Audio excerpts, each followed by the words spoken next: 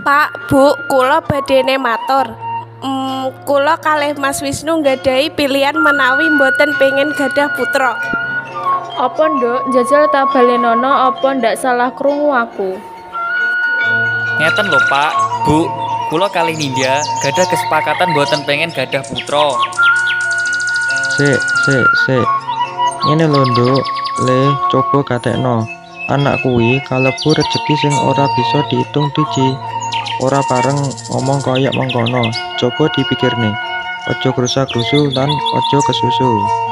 Mbok ya sing sareh ta Le, nduk, lek omong ki aja sok manut karo karepmu dhewe. Manungsa mung saderma ngupaya lan dedonga. Urip mung mampir ngombe yen wis omah-omah paragane ya duwe anak. Yen pancen diparingi anak, alhamdulillah. Dene yen durung tugase mung ngupaya lan dedonga. Aja kok ndhisiki kersaning Gusti. Nah, bener kuwi omongane ibumu. Coba to dipikir. Dadi manungsa kuwi kudu bisa nengah minggir. Child free, tembung asing sing lagi booming.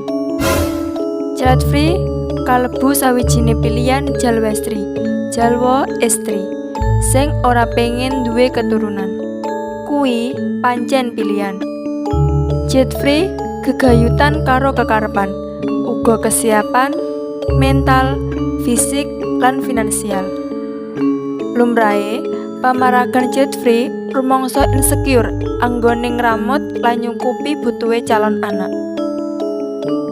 Monggo dikatekno lur, mligine jalwestri ora perlu rumangsa cilik ati, ora perlu insecure ning agah-agah syukur.